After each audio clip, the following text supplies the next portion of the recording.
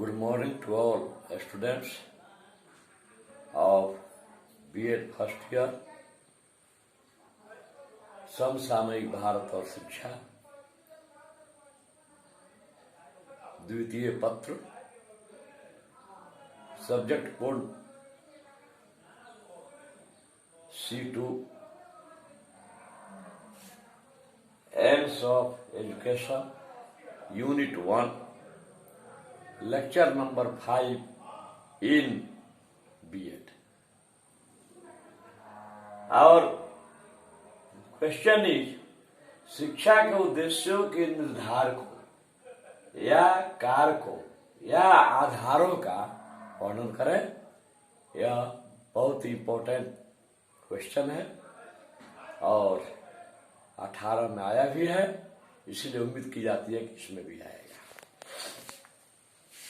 Answer: प्रत्येक समाज में शिक्षा के उद्देश्यों का निर्धारण दार्शनिक सिद्धांतों के साथ साथ व्यक्ति तथा समाज की आवश्यकताओं, आकांक्षाओं, मूल्यों आदि कारकों को आधार बनाकर किया जाता है।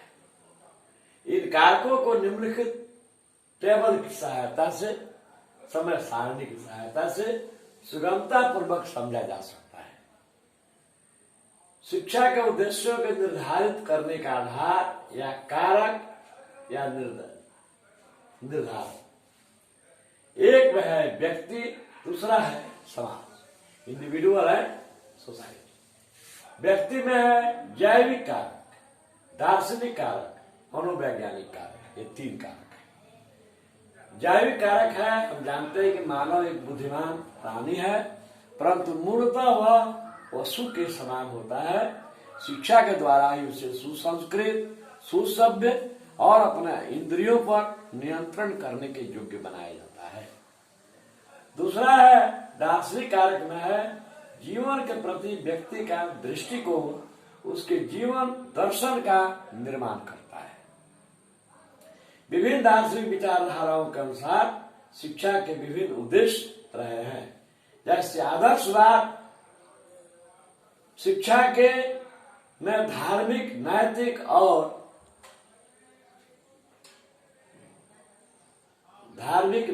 नैतिक और आध्यात्मिक आदर्शों पर जोर देता है। जड़वाद या मानवीय शारीरिक तथा मानसिक विकास पर बल देता है। यथार्थवाद प्रौद्योगिक, टेक्नोलॉजिकल, आर्थिक और वैज्ञानिक विकास पर बल देता है। प्रयोजनवाद प्रत्येक व्यक्ति की सामर्थ्य तथा शक्तियों के विकास पर बल देता है। शिक्षा वही है जो प्रयोजन, जिसका कोई न कोई प्रयोजन हो, जिसका कोई न कोई अर्थ हो, जिसको प्राप्त करके व्यक्ति अपने आत्मनिर्भर हो सके, स्वावलंबी बन सके। लोकतंत्र यह सभी लोगों के आर्थिक, सामाजिक, राजनैतिक, शैक्षिक विकास पर बल देता है। सर्वे भवन्तु सुखिनः। फांसीवाद होता है एक तंत्रवाद, निरंकुशवाद, राजतंत्र। यह जो है इसमें व्यक्ति साधन होता है और राज्य जो है साध्य होता है।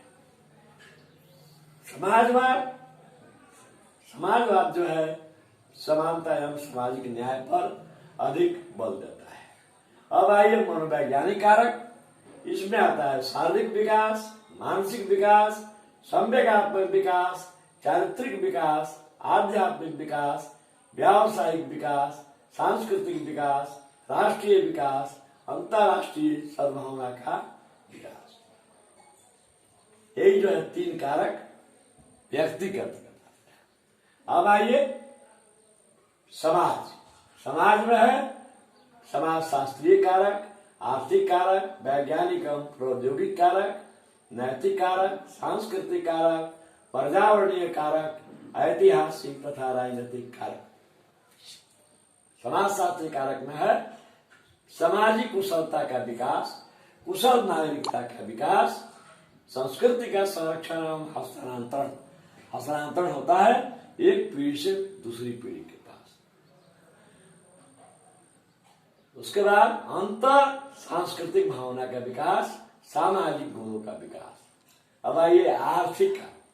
किसी भी देश के उत्पादन की मात्रा, वितरण पद्धति तथा आर्थिक व्यवस्था वहां की शिक्षा को प्रभावित करती है।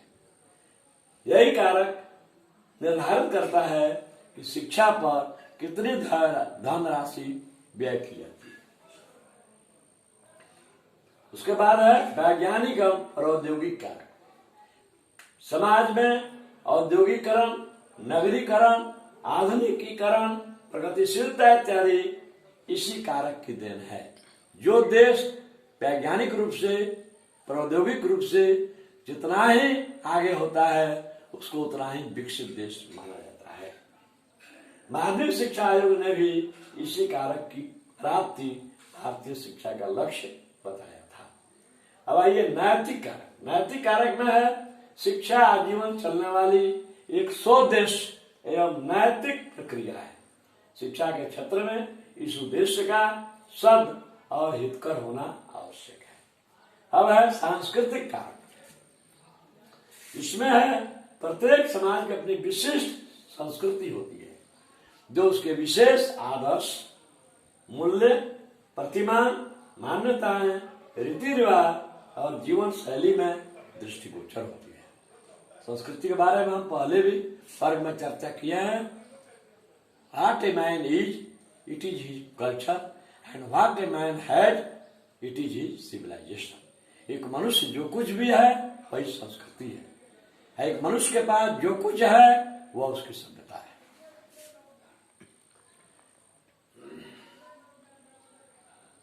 सोरोकिन ने इसे 3 वर्गों में बांटा है। एक है विचार प्रधान संस्कृति, दूसरा है आदर्श प्रधान संस्कृति, तीसरा है इंद्रिय प्रधान या कामुक संस्कृति। इसमें है इंद्रिय प्रधान संस्कृति में है 21वीं सदी की जो संस्कृति है वह इंद्रिय प्रधान संस्कृति है, जो भोगवाद पर आधारित है। भोगवाद हुआ अधिक से अधिक ऐश्वर्य, धन, भौतिक संसाधनों का बढ़ चढ़कर उपयोग, अंधाधुंध उपयोग, यही भौतिकवादी संस्कृति में होता है। अब आइए पर्यावरणीय कारक।